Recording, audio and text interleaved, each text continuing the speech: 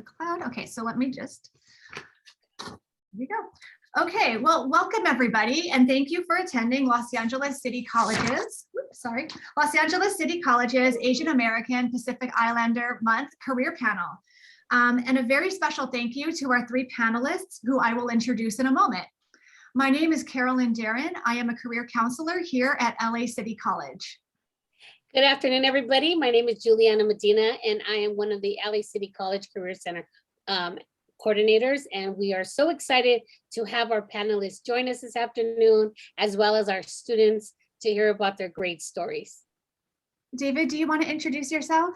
Sure. My name is David Turcott. I work in the LA City College Career Center along with my colleagues Carolyn and Juliana. It's a really pleasure to be here. Very excited about this panel. Awesome. Thank you. So career panels are always a valuable tool to help students learn about various jobs and fields. But a career panel focusing on the achievements and experiences of Asian Americans during Asian American Pacific Islander Heritage Month is especially valuable to allow us to understand what the workplace has been like for our panelists, and also to celebrate their achievements. Thank you all for joining us today and sharing your experiences with us. So let's get to the introductions. Great. So our first panelist, Ross Yoshida, is a proud graduate of Los Angeles Community College District.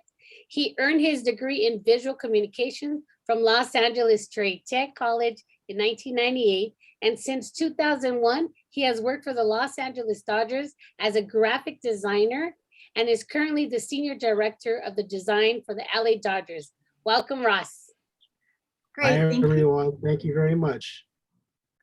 Thanks. Okay, Jenny Tsay is an Jenny Tsay is an attorney development and diversity program manager at Munger, Tolles & Olson.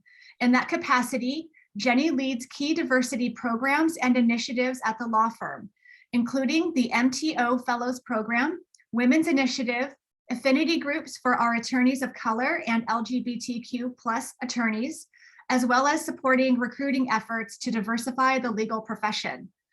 Prior to joining Munger, Tolles & Olson, Jenny held business development roles at global law firms, where she focused on client relationships and revenue generation.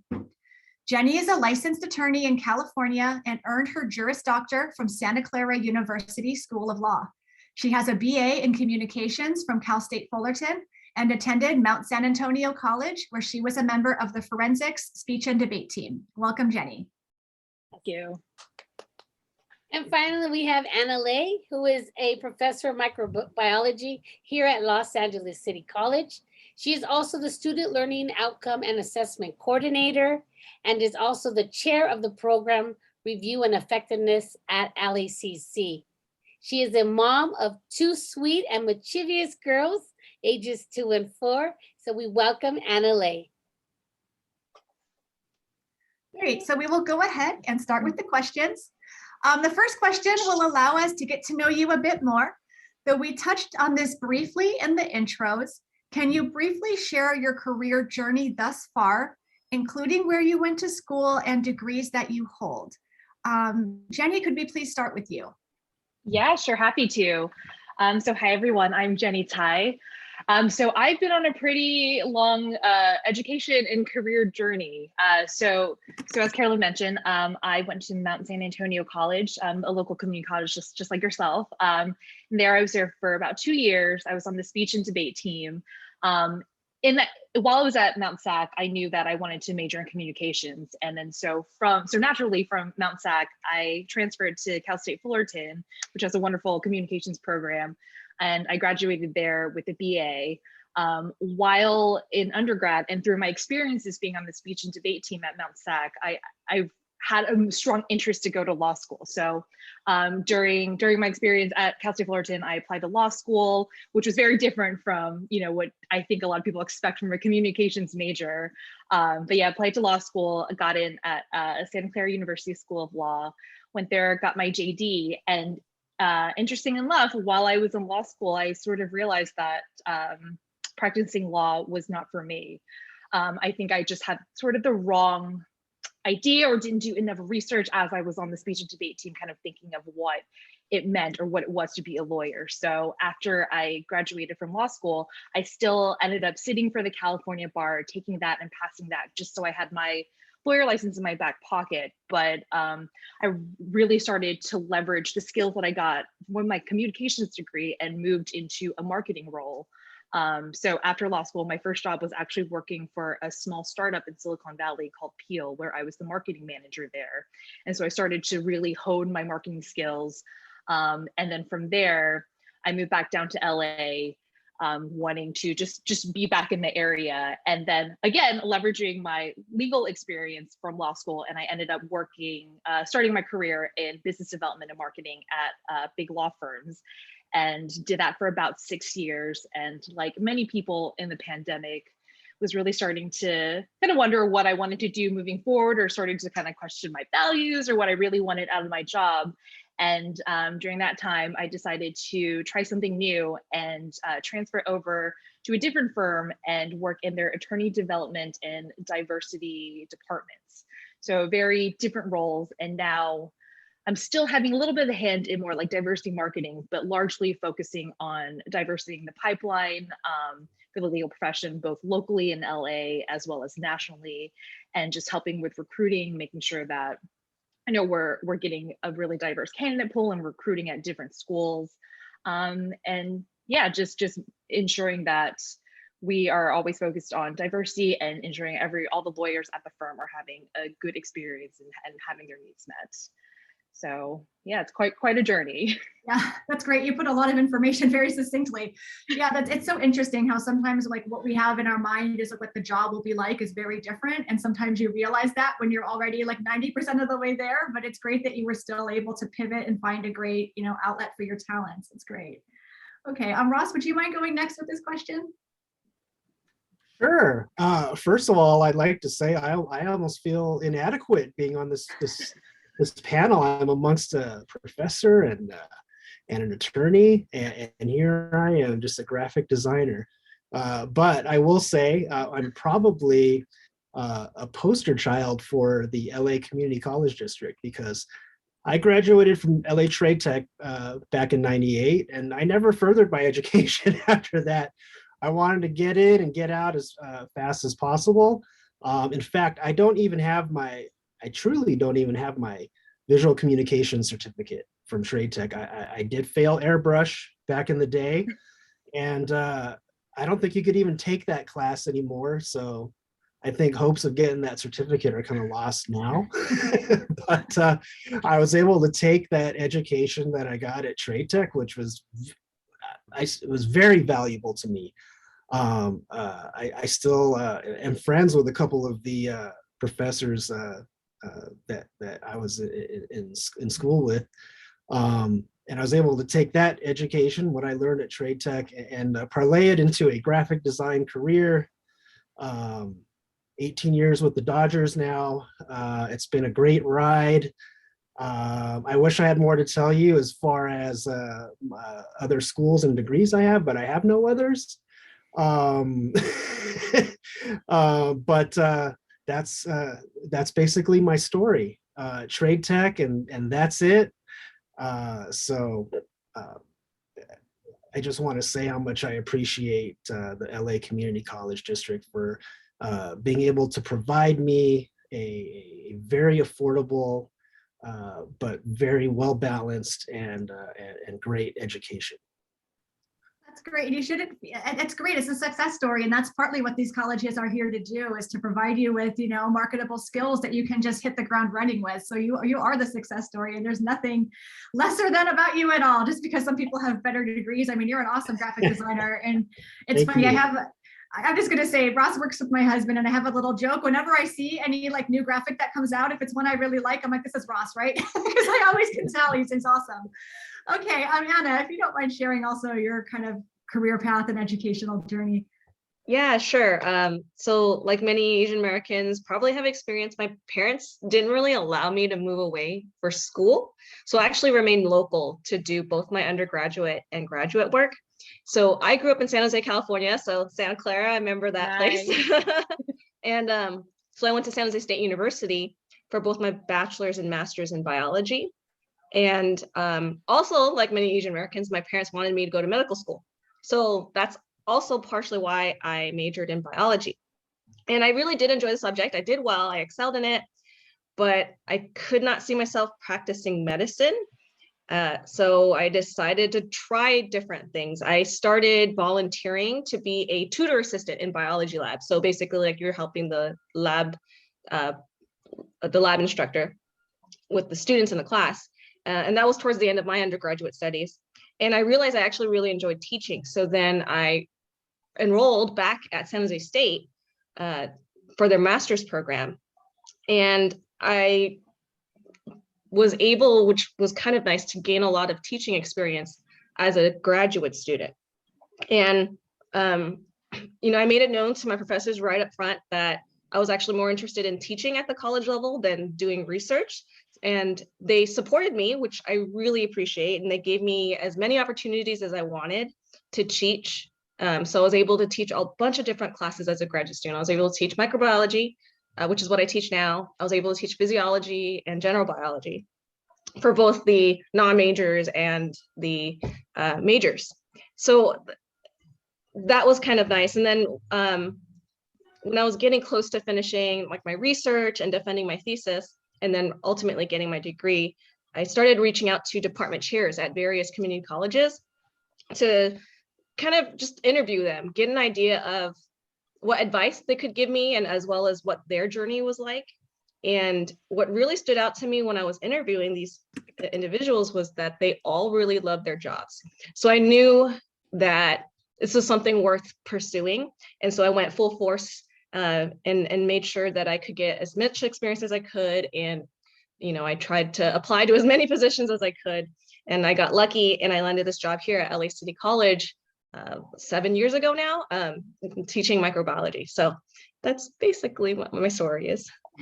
It's great. Again, it's another success story of finding what works for you. And yeah, taking your family history and your culture is going to be part of who you are too. And it's part of what, you know, led you here. So that's awesome. Thank you.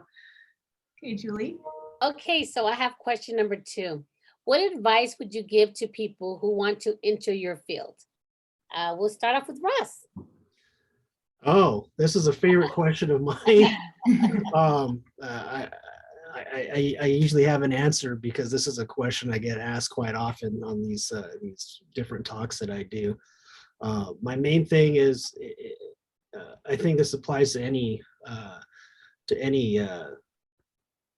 field, but especially in my field, graphic design, it's constantly changing. You know, everyone's a graphic designer now. It's such easy access to Photoshop and all these other design programs, and just being able to do so many things on your iPad and your phone. It's just not as specialized as it used to be, which is why when you enter the field, and even after you've been in the field for 20 plus years like me, just continue to ask questions and continue to learn and kind of stay ahead of the curve. Like I said, that probably applies to any field, but I think especially in graphic design, just because it changes so quickly, the applications, the programs are changing so quickly, constantly. When I started in this field, there was no social media, and now probably 80% of our workload is digital based for social media or all of the Dodgers social channels. So that's changed. You know, we've kind of transitioned from print to digital. So that's my main advice, is to keep asking questions, keep learning.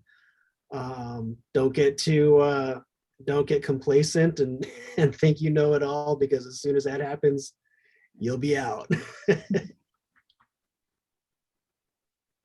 Yes, that's very true. And I think that is by not getting complacent works for any career. One thing we do tell our students all the time is, you know, make sure you're always in the know, you're prepared.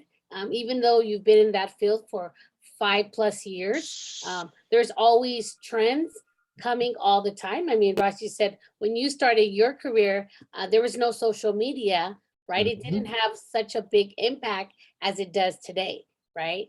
And Or did it even exist? it didn't even exist. Yeah. So always to be current in your field and not to be complacent. Okay, if we could, Jenny, can you share with us? Yeah, sure. So like I mentioned, I'm in the legal industry, and I think there's a common misconception that you have to be a lawyer in order to work at a law firm or a paralegal or more of like a legal function. But the reality is a law firm runs very similarly to most organizations and companies. You still need an HR department, you still need accounting, you still need like the diversity department, the marketing department. So there's a lot of roles that people can fulfill in the legal industry and the law firm without having to have an actual law degree. So that's really helpful. And I would say specifically for the role that I'm in the diversity department or in attorney development or my previous roles in marketing departments, the skills that you get from each of those roles are actually pretty transferable. And even if you're in a different industry altogether to begin with, I think the main skills that you really want to look for is, being able to stay organized. There's always a ton at any organization, at law firms, it really moves at a very rapid pace. So the ability to be able to stay organized, the ability to be able to communicate clearly with your team to your supervisors and let them know what you're working on, and how you're managing your job. Just kind of the ability to sort of process a lot of information and just really kind of understand what the organization does, and yeah, those kind of things. I feel like these kind of skills are pretty transferable across industries. So I would, if you're interested in the legal industry and you're not already in there or you don't have any experience in there, I would encourage you to continue to look for jobs there because, like I said, a lot of the skills are transferable. And as long as you have these skills and you're able to market yourself and provide examples that you did at previous jobs or even in school as part of organizations or a big group project, as long as you can show that you're capable of managing a project, seeing it from beginning to end and communicating well with your teams, these skills will just take you, I believe, to any career, and they're essential for any career in any industry. So I guess my advice is, if you're interested in legal, you don't have to be a lawyer. You don't have to have a law degree or any experience there, but just really think about how you can market and leverage the skills that you currently have to match whatever the job description is saying. Great, awesome. Thank you. Thank you for sharing that. Anna? Sorry, I almost forgot to unmute. So if I were to give advice for somebody who would want to go into teaching at the community college level and maybe specifically the STEM fields, one, I would say choose a good graduate program because you do need a minimum of a master's to teach at the community college level. But choose a good graduate program that will allow you to many opportunities to gain experience in teaching. So something that allows you to really explore that. And then two, I would say, break out of your comfort zone and ask for help. Seek mentors, let people you trust critique your work, destroy your resume, destroy your letters of interest, any teaching materials you may have. And the reason why I'm saying this is because,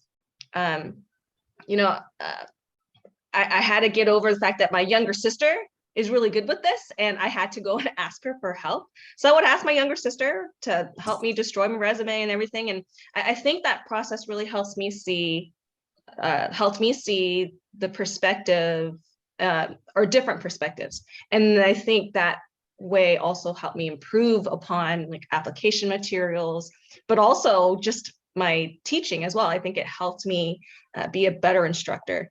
So I think break out of that comfort zone and just let people criticize you and so that you can improve. Yes, for sure. Yeah, it's great advice no matter what field you're in. And also kind of what Jenny was saying, it's like, it made me think about the soft skills. We're always telling students like that major doesn't matter that much. For very few professions it does, and it can help you. But a lot of what's going to get you ahead is your organization, your communication, Yeah, and being open to criticism, as you're saying, Anna. Great. Well, thank you. Okay, so the next question, and this one will start with Anna. What barriers or challenges in your career have you experienced, and how did you overcome them? So biggest, most noticeable barrier in my career is really how young I look. I'm 35, but I always look like 10, 20 years younger than I actually am. And so I think that's a pretty common Asian American barrier in general, is that when we look young, but also then people treat you differently because you look younger. They think that you don't know as much. So a lot of the struggles or the barriers I've had was related to that. Like, for example, when I first started teaching, sometimes faculty would ask me, like, could you even manage your own classroom? You look so young. And in some ways I kind of get it, like, you know, especially before, the stereotype of a professor is an old white male. But, you know, I was confident in my teaching ability. So I would just respond and say, you know, I'll be fine. You don't have to worry about me. And sometimes I'll slip in, I'm like, hey, I took martial arts and I taught martial arts. I was a martial arts instructor since I was 13. I'll be fine. But it's just like the fact that I had to always explain that, and the fact that they're questioning my ability as a classroom manager was based purely just on the way I look. So that was kind of frustrating. Even after I got my tenure track position, I still would face some resistance, I would say, like from some colleagues, when I would try and suggest some ideas that, like, oh, I noticed something, I think this might help. There would be so much resistance, but also no constructive feedback that would help. It was just like they would just shut me down. And I think maybe it's because people are often taken aback by the fact that, you know, I don't fit the stereotype of an Asian woman. The stereotype is, you know, you're docile, you're agreeable, you don't speak so confidently. And I want to say, you know, I'm not combative in any way, but I state my opinions very confidently. And I think people don't understand it. They can't wrap their heads around it or something. So the way that I would deal with this is just, sometimes I have to like take a step back, and instead of getting frustrated, I just remind myself, you know, let your work speak for itself.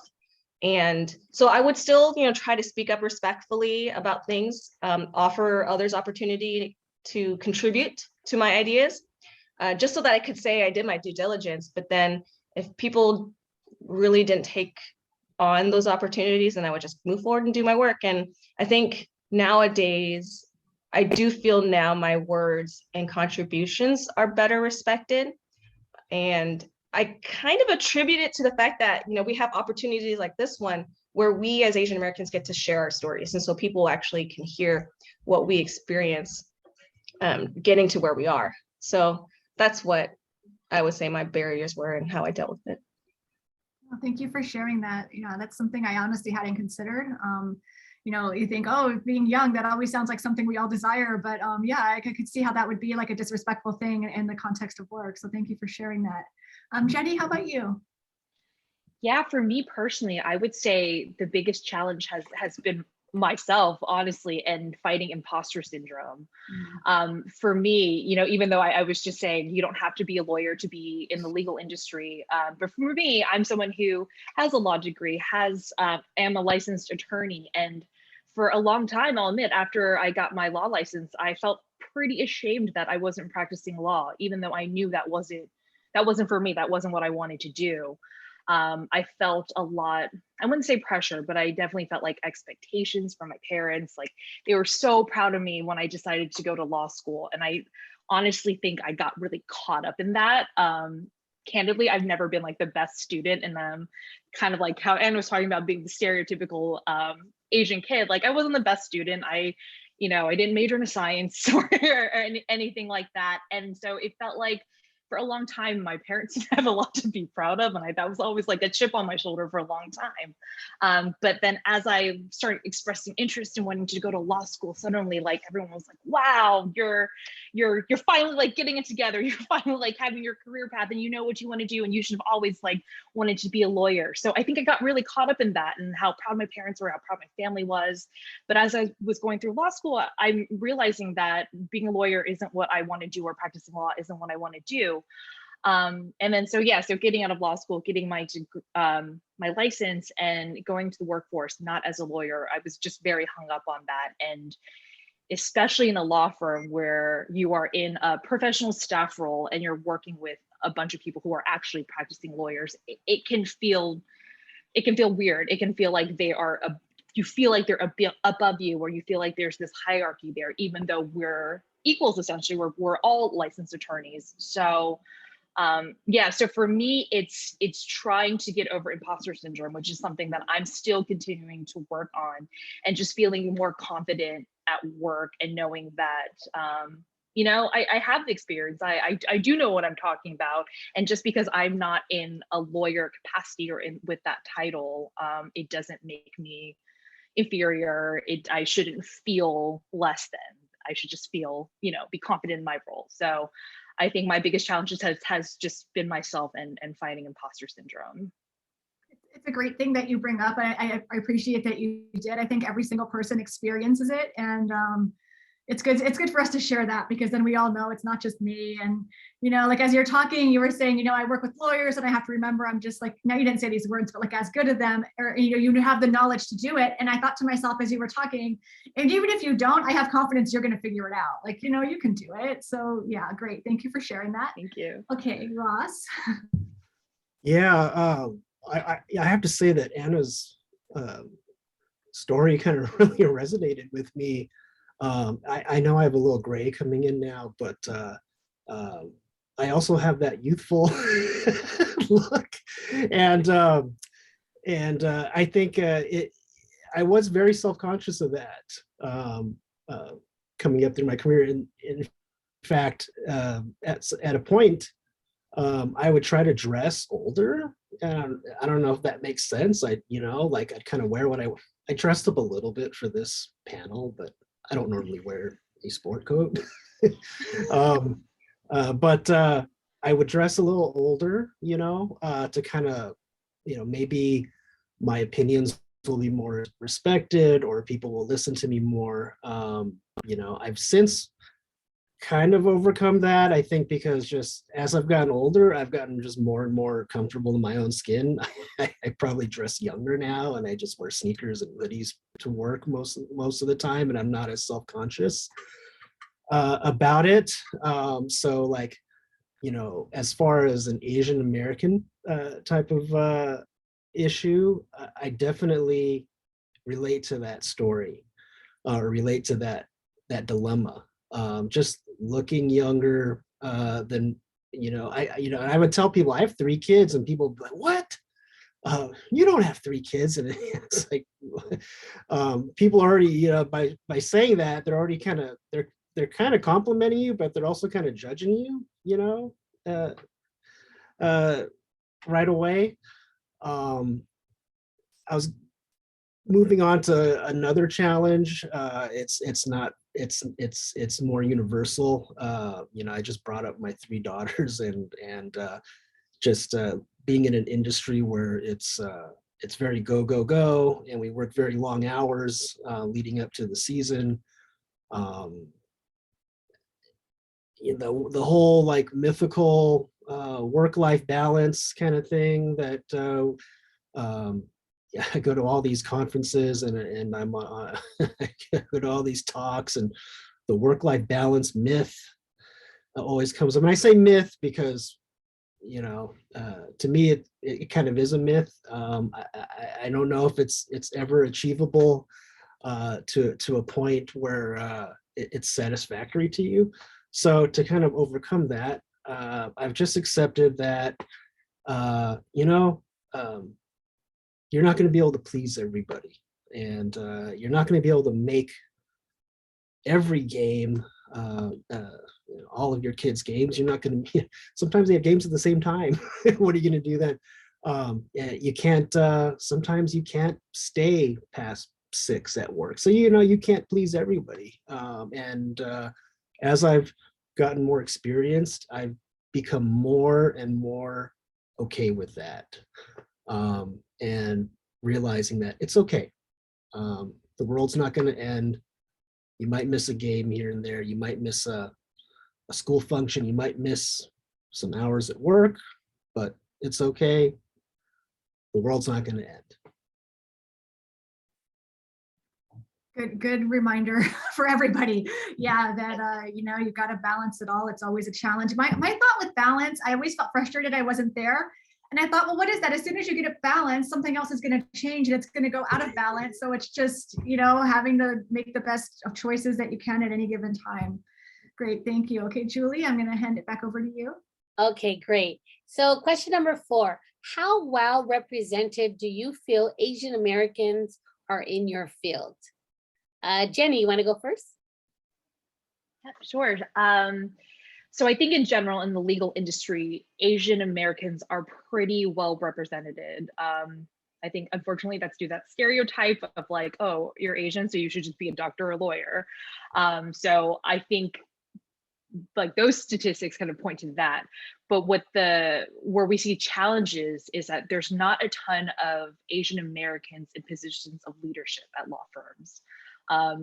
I'm super fortunate in that the firm that I work at now, Munger, Tolles and Olson, one of our co-managing partners is an Asian American woman. So that's huge. I've never seen that before at any of the law firms that I've worked at. It's typically you know, an older male or a white woman or something like that. So we don't see a lot of Asian Americans in positions of leadership at law firms. And I think in a professional services industry, we often run into what's called like the bamboo ceiling. So for Asians, it seems like there's only a certain, you rise and rise and rise, but for some reason you never end up in those really high like C-level positions or like the CEO, big manager positions. But then at the same time, I think there's also the stereotype that because you're Asian, you're so hardworking that you are kind of not forced, but you're expected to take on more hours, or expected to take on more matters and just be like happy about it. And I find that I've seen like Asian American colleagues sort of struggle, and I struggle with this too, in terms of like setting boundaries in terms of how much work to take in. So I think in the legal industry, while we are well represented, we still sort of suffer from the issues of, you know, the expectations of overperforming and not being able to set boundaries, and are sort of limited in our growth, although it seems like we are rising really high, but we're definitely blocked at a certain level in my experience and opinion. Okay, great. Thank you, Jenny. Annalee, do you want to share your experience? I want to first say ditto to what Jenny just said. I feel that a lot, like that, you know, in STEM fields, and, you know, also I think in teaching, I think we're fairly well represented. But you're right, like there's a ceiling, an invisible ceiling that we can't seem to go past, but we're still expected because we're stereotypically hardworking, the model minority myth, that we're expected to do all that work and just stay below and do that behind the scenes work. I feel that so much in my soul. But you know, also like sometimes I would also like to see more Southeast Asians represented everywhere too. You know, Asian's a very large category, and you know, I'm Vietnamese, and I sometimes see Vietnamese people doing similar things to me, but I don't know that I see a lot. Yeah. Okay, great. Thank you, Anna. Ross, would you like to share? Yeah, for all the these lofty goals that some of our parents had for us to be doctors and whatnot, there are an amazing amount of AAPIs in the creative industries. Maybe that's just us rebelling against our folks. I don't know. There's several kind of answers to this question as far as representation goes, at least from my perspective. Now, on a broad sense, there are a lot of AAPI creatives and graphic designers specifically. And if I get more specific into sports creative, we're very well represented. Actually, we have AAPIs in similar positions to me, the Golden State Warriors, the Atlanta Braves, the Clippers, and we all talk, by the way. So we're very well represented across the board as far as sports creatives. which is interesting. It's funny, we all show up to the same conferences and stuff, and it's like we have our own little crew. It's kind of cool. Now here at the Dodgers is it's a very diverse company. I will give the Dodgers credit for that. I see many other faces that look like mine when I walk through the halls here.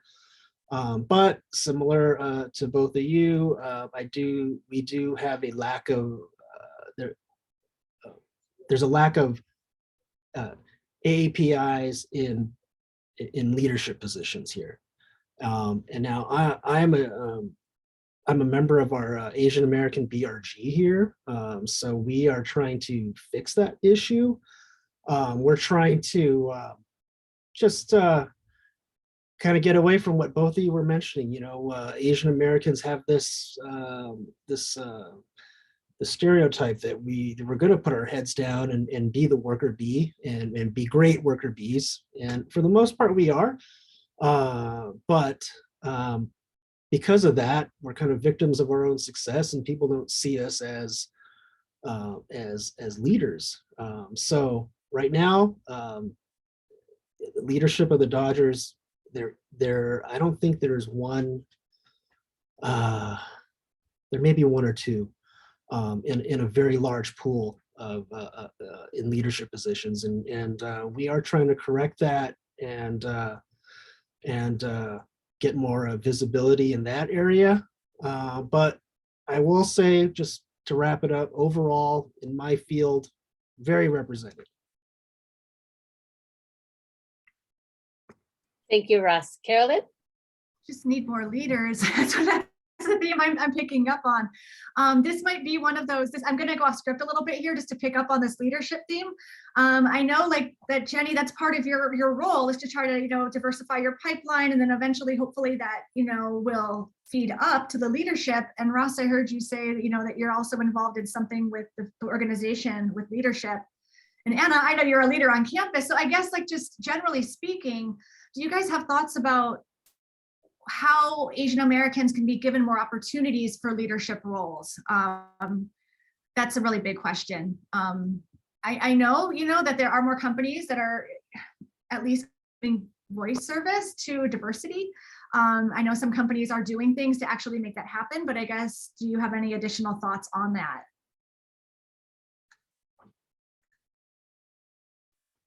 Anyone? You might not. It's a big question. It just occurred to me as you were all talking and I was picking up on that theme. Yeah, at least for me personally, I think a lot of this, even though companies are making more concerted efforts to promote, more diverse people and and provide more training to help, help build them onto leadership positions. But I personally think a lot of it goes back to just our own like upbringings too, and that stereotype being enforced in our minds. I think the stereotype of a lot of Asian Americans is that, we've all touched upon this, that we're like more meek. We don't really stick up for ourselves as much. We're not as proactive. And I think it's really easy once you get into a big office or big workplace to feel sort of like overwhelmed by, interacting with everyone. And it's hard to sort of step outside of that like stereotype that has been built around you. So I think more conversations like this that we're having with each other, kind of just saying that, this is how we were raised. This is sort of the expectations that have been put upon our community, and like, how can we talk about this more so we can build more confidence in ourselves to be proactive and really speak up more at work and really fight for those positions and get leadership roles. As you were talking, it made me think too, just how, I don't know, some people like have like a stereotype of what a leader is, kind of like you were saying, like it's going to be that outgoing person, the one who you're always hearing. But I think maybe all of us need to remember that there's more than one way to lead and more than one way to be an effective leader. And so maybe like everyone learning to diversify what they see as like a leader or an executive, let's say, personality traits. Because yeah, we all know that not that personality type does not work well for everybody. So great, thank you. I think I have the next question too. So this is the last formal question we have actually. What advice do you have for students, especially Asian American students, who wish to succeed either just in general, but more specifically in your field as well? Ross. Yeah, I'm going to take this opportunity to kind of just continue the discussion and what we've been talking about here. You know, AAPIs are just a very broad group, but it's funny, you know, when we all kind of talk, we have these very similar touch points as far as like, you know, how we were raised and whatnot. You know, if I were to give it's funny because I talk about the new generation of AAPIs with older AAPIs like myself. We talk about the newer generation, you know, my kids are included in that, and they're quite different. I will say, and you know, they're much more outspoken. You see them in all these protests and rallies, and you know, I just love to see that as just their, you know, I think as a people, we're just finding our voice more. But still work to be done. You know, I always encourage not just younger AAPIs, but, you know, amongst our group, you know, I alluded to that group of us Asian American creatives that are in sports. You know, we kind of try to push each other to advocate for yourself, and yes, we can say, oh, we need more Asians in leadership, and you know, we need more Asian VPs and CEOs and things like that. But really, it kind of starts with us. You know, we have to advocate for ourselves. You know, I'm not looking to just be satisfied and stay a senior director within the Dodgers. You know, I would love to further myself within the company, if not with the Dodgers and somewhere else. Yeah, I think that's the biggest thing, is for us to continue to advocate for ourselves. You know, keep fighting the fight. Again, you know, we're going to keep encouraging each other. But for the ones coming into the field, I would just say keep pushing forward, kind of fight against those sensibilities that we're kind of raised with, and you know, not to be stereotypical, but yes, we all, I think, have a little bit of that in us, where as Asian Americans, you know, we're kind of, you know, we don't want to be the nail that sticks out. We don't want to make waves, that sort of thing. And I think we need to kind of get past that, and to get past that, we need to be voices for ourselves. Voices for ourselves. That's great. Anna? Yeah, I 100% agree with you, Ross, that we do need to advocate for ourselves. That's step number one. And then I want to take it even a step further, that like, once you do find the confidence to advocate for yourself, that then maybe you in a leadership role can change the culture and like reach out and help others find their voice too. So I think that actually might, that would be my suggestion for how in leadership, how we can make these changes, is those who are in leadership roles can maybe make it a point to reach out more, and not just, you know, Asian Americans, you know, many other minority groups as well, like just establish a new culture that is welcoming, that allows for people to feel brave enough to speak up. So that's what I would add. Great. I love that. Establish a new culture. I love that. Jenny. Yeah, I agree with everything that Ross and Anna have said so far. I do want to add something, a bit of a different perspective. I think sort of just continue on that stereotype conversation.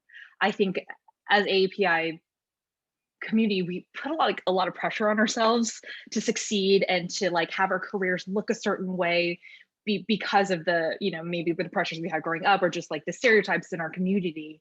But I think it's important, as I've experienced this myself, is to really think about what you want out of your career, what will make you happy, what's the most sustainable career that you can have, and really think about that. And if it doesn't look like what you've always imagined or expected or what your family or community expected out of you, that's okay. I think that's like another way to advocate for yourself, to just to really think about what you want and try out different opportunities. And as I was kind of saying at the beginning of the panel, really focus on those soft skills, the skills that are transferable. I think the more you look at different job postings, even across industries, across different jobs, you'll see a lot of consistencies, like I was saying, like the organization, communication, project management. Just really work on those skills if you are in one of, I guess, a more soft skills field. I know that's will be very different if you're in like a science field or a different type of field like that. But for like a professional services kind of field, continue to just work on your soft skills, make them as marketable as possible, and just be open and know that even if you're not in the industry that you want to be in now, there's always an opportunity to transfer, to move out. Almost every single organization has roles that sort of start from the bottom. So maybe like an assistant level job or coordinator job, and you slowly sort of get your foot in the door and just build up that way and learn your skills on the job. So yeah, so my takeaway is sort of another way to counteract the stereotype is to advocate for yourself in a way that you feel satisfied in your career, you feel like it's going to be sustainable, and you try and find that mythical work-life balance somehow, or in a way that you're not just like losing your mind every week. Yes, very good. Thank you so much, Jenny, for sharing that. So as Carolyn said, that was the last question that we have for you all panelists. And we thank you so much.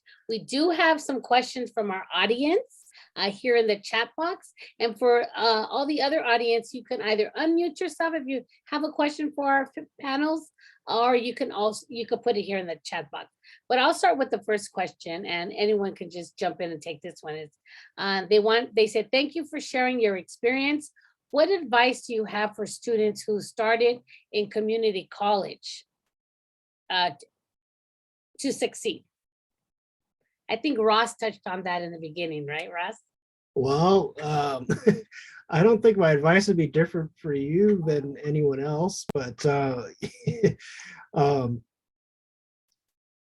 you're on the right path. Like I alluded to, community college was very good to me. Again, it was the only education I received, and I was able to take whatever skills and knowledge I had learned at LA Trade Tech and kind of, further that and parlay it into a career. Is that a path that I'd recommend to everyone? I don't know. I don't know if I'd recommend that path to my own kids, just because it can be more difficult if just being completely honest, it can be more difficult if you don't have that at least a bachelor's degree. Just some companies, have that as a requirement, and that's just something I've had to overcome over the years. But you're on the right path. You got your start, as many people do in community college. Whether it be for 1 or 2 years, and whatever you do with that after is up to you. Great. Thank you. Yeah, go ahead, Anna. I think it was Jenny. I was just going to Jenny, I'm add. sorry. I was just going to add a little bit to what Ross was saying. I also went to a community college, Mount San Antonio College, and I loved that experience there. It was a really great opportunity to try a bunch of different things. Like I took a bunch of classes that I never thought I would have taken or never expected to take. It was at Mount SAC where I joined the forensics team, which is like the speech and debate team. So there were so many opportunities for like extracurriculars and to sort of just kind of figure out what you want to do. I've also really leveraged like the career services at Mount SAC when I was there, and just kind of like constantly checking in with career advisors especially if you have like a longer term plan to get your BA or BS or additional degrees. It's really helpful to sort of stay on track and keep in contact with your career advisors, to let them know your plans. And through them, I've often found that they've known other people in the industries I was interested in, and they were able to connect me and sort of do an introduction that way. So I would strongly encourage you to leverage all the resources that you have at the school, because I found community college to be so helpful. Yes, thank you.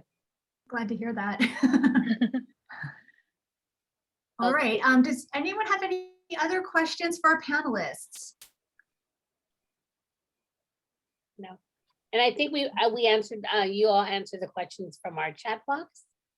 Okay, yeah, so Shay is saying she'd love to share this recording with students later. I will, so Shay, I'm going to, once I have the recording captioned, I will post it to our YouTube channel. I'll send you a link so you can find it, because yeah, that's the idea. We know that not every student can be here, but hopefully they'll find this all online at their convenience and be able to learn from all that you've shared with us today. So let me just quickly, And this video will go viral. yes, you guys will be the next big thing. Yes. Okay, so real quick, I just want to thank you guys all again for taking time out of your busy schedules to share your insights and career journeys with all of us. I know, speaking for myself, I learned a lot from you. I really appreciate how open you all were. I learned a lot about you and just about succeeding in general and also in your fields. Thanks so much for sharing your time and experiences with our students. Great. Thanks for having us. Everyone. Yeah, Of thank course, you. thank you. All right, everyone, there's one more message. Let me just make sure. Awesome, yep, they're just thank yous. Wonderful, well, thank you all so much. We have somebody else coming in right now. I'll tell her where she can find the recording Yes, later. but yeah, thank you all for taking the time, like I said earlier today, out of your busy schedules and just enlightening our students, and especially when it comes to our AAPs, Asian American Pacific Islander students, pardon me, and just giving them that hope and that possibility that, you know, one day I can work at the Dodger Stadium, or I'm gonna study law, but I don't have to be a lawyer in the courthouse. Like, and then I want to be a doctor, but maybe I want to be a professor instead. But giving them hope and opportunities that other careers, that our parents, you know,